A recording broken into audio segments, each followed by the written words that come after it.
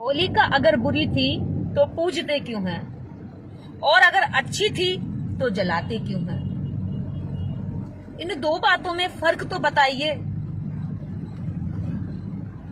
फर्क बताते नहीं हैं और त्योहार मनाने के लिए आम जनता पर थोप दिया गया है। मैं अपने बहुजन समाज के लोगों से कहना चाहूंगी कि हे बहुजनों, ये जो ना सवाल करने की आदत है तुम्हारी, ये तुम्हारी आजादी की सबसे बड़ी रुकावट है। तुम्हारी खामोशी, गलत पर तुम्हारी खामोशी तुम्हारी गुलामी की सबसे बड़ी बेड़ियां हैं, क्योंकि तुम सवाल नहीं करते। जैसे जिसने कहा वैसे मान लेते हो, और जैसे जिसने कहा वैसे मान लेना मूर्खता या जानवर की, पशु की पहचान होती है, इंसानियत या इंसान की नहीं। जागरूक बनो, पूछो कि होली कौन थी। जब होलिका का इतिहास निकालते हैं तो यह तुम्हारे ही बहुजन समाज की एक बेटी थी, जो शायद तुम्हारे लिए कभी काम कर रही होगी, तुम्हारी आजादी के लिए लड़ रही होगी, तुम्हारे हक अधिकारों की बात कर रही होगी, जैसे आज भी कई बेटियां कर रही हैं। उनको जिंदा जलाकर तुमसे पुजवा दिया, उनको जिंदा जलाकर तुमसे त्योहार मनवा दिया, और तुम ना समझ आज तक उस त्योहार में उलझे हो। सवाल तो करो, खोजबीन तो करो कि कौन थी होलिका जिसको हम हर वर्ष जलाते हैं। अगर सवाल करोगे तो जरूर पता चलेगा कि ये कहीं ना कहीं तुम्हारे ही खिलाफ एक षड्यंत्र था, जिसके त्योहार के पीछे छुपा दिया गया। बहुत सारी त्योहार यानी तुम्हारी हार।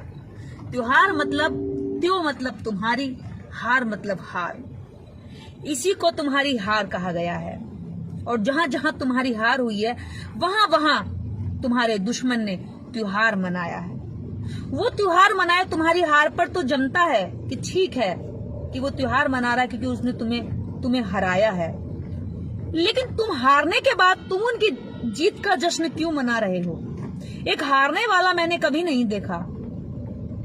अपने ही महापुरुषों की हत्या करने के बाद रोना बिलखना चाहिए, बदला लेना चाहिए, उस गलती से सीखना चाहिए कि आगे ऐसी कोई गलती ना हो, हमारा कोई दोबारा से व्यक्ति ना मारा जाए, हमारे राजाओं का नरसंहार न किया जाए, उनके राजपाट को छल कपट से छीना न जाए, हमारी विद्या को न छीना जाए, हमारी जमीनों को न छीना जाए, हमारे अधिकारों को न छीना जाए, हमारे शस्त्र को न छीना जाए, हमारी सीमाओं पर आक्रमण न किया जाए। इसलिए तुम्हें देखना चाहिए, जांचना चाहिए, परखना चाहिए कि वो कर क्या रहे हैं। लेकिन उन्होंने तुम्हारा हार करके, तुम्हें हरा कर, अपनी शत्रुता की घृणा में छल कपट से, बल से हराने के बाद उन्होंने तुम्हारी हार का जश्न मनवा दिया। देखो ना, शातिराना दिमाग कितना है कि तुम हारे भी तुमसे बदला लेने की बजाय तुम्हें यह देखना चाहिए था कि हम हारे हैं तो क्यों हारे हैं, कहां कमी रह गई, क्या गलतियां हुई, कैसे हार गए। जब रण में एक सिपाही, एक योद्धा हार कर आता है तो अपनी गलतियों की समीक्षा करता है। तुम गलतियों की समीक्षा ना कर लो, तुम दुश्मन की पहचान ना कर लो, तुम अपनी ताकत का एहसास ना कर लो, इसलिए तुमसे उन्होंने जश्न मनवाया, त्योहार मनवाया। और जानते हो, तुम्हें एंटरटेनमेंट बहुत ज्यादा पसंद है, और हिंदू धर्म सिर्फ एंटरटेनमेंट पर टिका हुआ है। अगर इसमें मनोरंजन ना हो तो इस धर्म में कोई टिकेगा नहीं। और इस देश के बहुजन मूल निवासियों को जब काम करके थकने के बाद एंटरटेनमेंट चाहिए होता है, तो उन्हें पता है कि इन्हें क्या देना है, वो तुम्हें धर्म परोस देते हैं। और आने वाले हर एक महीने में एक त्योहार निकलेगा, एक व्रत निकलेगा, एक अनुष्ठान निकलेगा, एक पूजा निकलेगी, त्योहार निकलेगा। यानी कि साल में अगर 20 त्योहार आ रहे हैं तो 20 बार उन्होंने साल में तुम्हें हराया है। अगर 100 बार व्रत आ रहे हैं तो तुम्हें तुम्हारे अधिकारों से व्रत किया है। व्रत मतलब अलग किया है। वो तुम्हें भूख से, रोटी से इसीलिए अलग करना सिखाते हैं ताकि तुम भूखे तड़प कर मर जाओ। खुद 56 भोग खाते हैं और तुम्हें व्रत करना सिखाते हैं। खुद त्योहारों के नाम पर बड़ी बड़ी धन लूटते हैं, कमाई लूटते हैं, लेकिन तुम्हें त्योहारों के नाम पर तुम्हारी जेबों से तुम्हें कंगाल कर देते हैं। यही है तुम्हारे लिए त्योहार। तुम्हारी हार, हर त्योहार तुम्हारी जमा पूंजी को खर्च कर जाता है। हर व्रत तुम्हारे बच्चों को कुपोषण का शिकार बना जाता है और उनके लिए हर व्रत उनके यहाँ फल फूल मेवा मिष्ठान और धन यानी कि दान चढ़ावे के रूप में पूरे आने वाले अगले 1 महीने के लिए इकट्ठा हो जाता है। फिर वो अगले महीने कुछ कर लेते हैं, अगले महीने फिर आपको बुला लेते हैं। यानी कि त्योहारों के नाम पर तुम्हारी जितनी बार हार होती है वो जश्न मनाते हैं। सोचने वाली बात यह है कि जब मेरी हार हुई है तो मैं उसका जश्न क्यों मनाऊं? मुझे उस हार की समीक्षा करनी चाहिए ना कि कहां गलती हुई है।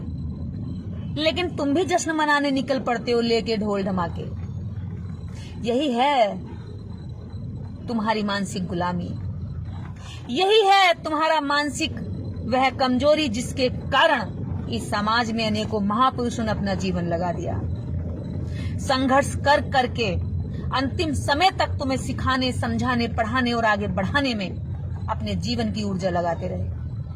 आखिरकार फिर मनुवाद के शिकार हुए वो, क्योंकि वो कोई छोटा काम करने नहीं निकले थे। तुम्हारी गुलामियों की बेड़ियां काटना एक आसान काम नहीं है। इसको काटने के लिए, इसको तोड़ने के लिए, इससे आजाद कराने के लिए, मुक्ति दिलाने के लिए अनेकों महापुरुषों ने जीवन लगाया है। ऐसा छोटा मोटा भी नहीं लगाया, डट कर उस व्यवस्था से सामना किया है जिस व्यवस्था में तुम्हें गुलाम और दास बनाए रखा, जिस व्यवस्था में उन्हें हलवा पूड़ी खाने मिलते हैं और उसी व्यवस्था में तुम्हें सूखे निवाले भी मुयस्सर नहीं होते। उस व्यवस्था में वो चाहते थे कि तुम्हें भी अच्छा भोजन मिल जाए, तुम्हें भी सारे शक्ति संसाधनों में हक मिल जाए। तुम इतनी मेहनत करते हो तो तुम्हें बराबरी भी हाथ लगे, लेकिन तुम तो उनके जश्न में जश्नगीन हो जाते हो। तुम तो उनके माने हुए त्योहारों में एकदम से खो जाते हो, भूल जाते हो कि तुम्हें करना क्या है। और वो यही तो चाहते हैं कि जो वो चाहते हैं वो तुम करते रहो। एक बार जरा सवाल करके देखना, तुम उनकी आंखों में कांटे की तरह चुभोगे। सवाल तो करना जरा। जिस दिन सवाल करोगे उस दिन दुश्मन हो जाओगे, और जब तक बिना सवाल किए उनके चरण दबाते रहोगे, उनके कहने से त्योहार मनाते रहोगे, उनके कहने से मंदिर जाते रहोगे, व्रत करते रहोगे, पूजा करोगे, निष्ठान करोगे, मरने तक भी तुम्हारा पीछा नहीं छोड़ेंगे। मरने के बाद भी स्वर्ग में तुम्हारे पिता को माता को स्वर्ग पहुंचाने के लालच के नाम पर तुमसे हलवा पूड़ी खा लेंगे, 56 भोग लगा लेंगे, तुम्हारे रोते शोक के घर में भी खा जाएंगे। उन्हें पता है कि ये मूर्ख खिलाएंगे। तुम्हारे घर में तुम्हारी पत्नी बच्चे को जन्म दे के हटी है, लेकिन उसके लिए खाने को अच्छा नहीं होगा, पर एक पंडित बच्चे का नाम रखने के नाम से खा जाएगा। जेब में जो होगा 2-4 पैसा वो भी ले जाएगा। उनको नहीं फर्क पड़ता कि तुम मरो या जियो, उनको नहीं फर्क पड़ता कि तुम बीमारियों का शिकार हो जाओ, उनको नहीं फर्क पड़ता कि तुम कैसा जीवन जी रहे हो, उनको नहीं फर्क पड़ता कि तुम्हारे बच्चे शिक्षित हो या ना हो, उनको नहीं फर्क पड़ता कि तुम्हारी महिला प्रसव पीड़ा के दौरान भले ही मर जाए, लेकिन अगर बच्चा बच जाएगा तो नाम तो पंडित ही धराएगा। पंडित की दुकानदारी सुबह से शाम चलेगी, मरने से जीने तक चलेगी। मैं फिर कह रही हूं, इन त्योहारों में तुम्हारी हार छिपी है।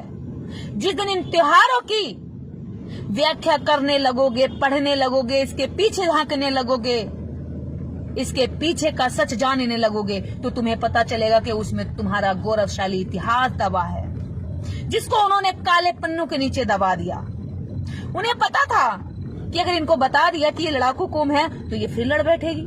उन्हें पता था कि ये स्वाभिमानी कौम है तो फिर स्वाभिमान जगा बैठेगी। उन्हें पता था कि ये कौम एकजुट होना भी जानती है, अगर इन्हें पता चल गया तो फिर से एकजुट हो जाएगी, और अगर एकजुट होगी तो ये क्या कर डालेगी, उन्हें इस बात का भय है। वो जानते हैं तुम्हारी ताकत को, भले ही तुम ना जानो अपनी क्षमताओं को। फिर एक बार कहती हूं, त्योहार, त्यो मतलब तुम्हारी, हार मतलब हार। जितने भी त्योहार मना रहे हो उसमें तुम्हारी हार है। हर त्योहार के पीछे एक कहानी है और हर कहानी के पीछे तुम्हारा इतिहास छुपा है और हर इतिहास के पीछे तुम्हारी गौरव गाथाएं जुड़ी हैं और हर गौरव गाथा में तुम्हारा शौर्य जुड़ा है, तुम्हारी एकता जुड़ी है, तुम्हारा खून और पसीना मिला हुआ है। इस मिट्टी के कण कण में तुम्हारा श्रम लगा है और उसी श्रम को जिसने छल किया, कपट किया, धोखा दिया, धोखाधड़ी की, शाम दाम दंड भेद, हर तरह से जब तुम्हें छल कपट कर तुम्हें हरा दिया गया तो उन्होंने कहा कि चलो हम जश्न मनाएंगे, त्योहार मनाएंगे और उन्होंने जश्न मनाया। वो जश्न में झूमे, नाचे, गाए कि हमने मूल निवासियों के राजाओं को मारकर जश्न मना लिया। लेकिन तुम किस खुशी में झूम रहे हो? थोड़ा सा बताना जरा मुझे, तुम किस खुशी में काले पीले होकर घूम रहे हो?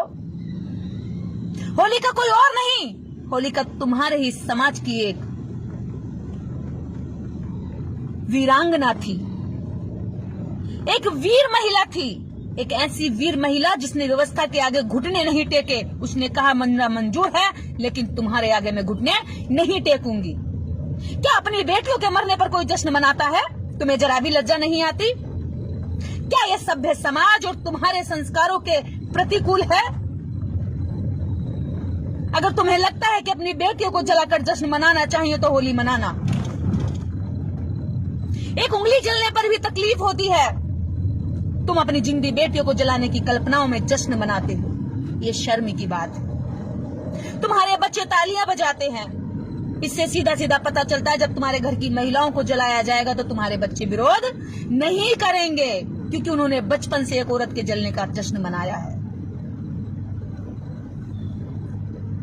जब होलिका को जलाया जा रहा है तो कल और अन्य महिलाओं को जलाया जाएगा, तुम्हारे बच्चे कैसे रोक लेंगे? उनके दिमाग में तो ये चीज बिठाई जा रही है कि एक महिला को जलाना क्रूरता नहीं होता, आपराधिक दंड नहीं होता, ये तो सभ्यता है, ये तो हमारे संस्कार हैं। जब हमारे संस्कारों में ये बात ट्रांसफर हो रही है कि हमारे बच्चे किसी स्त्री को जलाकर हलवा पूड़ी खाएं, पकवान खाएं, जश्न मनाएं, रंग लगाएं, नाचे गाएं, तो मुझे बताइए क्या ये त्योहार सभ्य समाज के लिए अच्छे होंगे? कैसा समाज बनाना चाहते हो? क्या इसको हम सभ्य समाज कह सकते हैं? मैं वैदिक संस्कृति के लोगों से नहीं कह रही, क्योंकि उनके तो त्योहारों में, उनके तो जश्न में हमारा जो बुरा सत्यानाश किया जाता है उस पर उन्होंने किया है। हमें छल कपट से जब हराया तब उन्होंने अपने जश्न मनाए हैं। वो हर त्योहार पे जश्न मनाते हैं और हम अपनी हर हार पर त्योहार मनाते हैं। यही अलग अलग उनका और हमारा पहचान करने का तरीका है। बेटियों को, बच्चियों को आजादी देना चाहते हो, लेकिन बेटियों के, बच्चियों के सामने होलिका दहन करके खुशियां मनाते हो। शर्म नहीं आती है? समाज में लड़कियों के लिए सरकारों से सुविधाएं चाहते हो, उनके हक अधिकारों की बात भी करना चाहते हो, उन्हें स्कूलों कॉलेजों में भी भेजना चाहते हो, उन्हें आईएएस, पीसीएस, डीएम, कलेक्टर भी बनाना चाहते हो, लेकिन उन्हीं के सामने एक औरत को जलाकर जश्न मनाते हो। शर्म नहीं आती है? कैसे पिता हो तुम? कैसे भाई हो तुम, जो तुम एक बार भी नहीं सोचते? बिना सोचे विचारे जलाने चल देते हो। कौन सोचेगा? तुम्हें तो सोचना पड़ेगा। कौन आएगा सोचने के लिए? कौन आएगा बुरी प्रथाओं को खत्म करने के लिए? तुम में ही तो किसी को एक को आना पड़ेगा। तुम में से ही तो लोगों को उठना पड़ेगा कि ये गलत है, बस बहुत हुआ। जब तक नहीं जानते थे गलत का साथ दिया, लेकिन जब जानेंगे तो गलत का साथ नहीं, उसका खंडन करेंगे, उसका विरोध करेंगे। ये हमारे देश के लिए नहीं, विश्व स्तर पर भी अगर इस बात को जाना जाए कि एक होलिका कोई लड़की थी, महिला थी, उसको जलाकर मारा जा रहा है, तो ये शर्मनाक बात होगी। अन्य देशों के लोग भी, इससे बाहर भी लोग अगर देखेंगे, सुनेंगे तो हंसेंगे कि ये कितने मूर्ख लोग हैं। स्त्री कितनी भी बुरी हो, किसने दिया तुम्हें जलाने का हक? हाँ, अगर स्त्री ने अपराध किया है तो उसके लिए कानून है, उसके लिए कानूनी प्रावधान है, उसके लिए भी सजाएं हैं। लेकिन एक स्त्री को जलाकर पूरा समाज इकट्ठा होकर एक स्त्री को जलाकर जश्न मना दे और कह दे कि वो बुरी थी। और वो बुरी कैसे थी? और अगर बुरी थी तो उसकी पूजा क्यों होती है? पहले उसकी पूजा करते हैं, उसकी पूजा करने के बाद होली मैया कह के उसको पूजते हैं, और उसके 1 घंटे बाद होली मैया को दिल निकलने से पहले ही अंधेरी रात में फूंक देते हैं, जला देते हैं, आग के हवाले कर देते हैं। समझ में नहीं आता, उसकी पूजा करते हो, उससे नफरत करते हो, क्या करना चाहते हो? अगर नफरत है तो फिर उसकी पूजा क्यों? और अगर पूजा करते हो तो इतनी नफरत क्यों कि उसमें आग लगा देते हो? हे मेरे देश के लोगों, थोड़ा विचार करो। कुछ लोगों ने तुम्हें गुमराह कर दिया और तुम वैसे ही चल दिए। मैंने भी बहुत होली दिवाली मनाई, शायद तब मैं शिक्षित नहीं थी, शायद तब मेरी शिक्षा का कोई महत्व नहीं था, क्योंकि मैं सही और गलत में फर्क नहीं कर पाती थी। पर मुझे आज गर्व है कि लाखों करोड़ों लोग अपनी शिक्षा के महत्व को समझ रहे हैं। इस देश में सती प्रथा भी हुआ करती थी। स्त्रियों को पति के मरने के बाद जिंदा चिता पर रखकर जला दिया जाता था, लेकिन देश में इस कानून को भी बदला गया।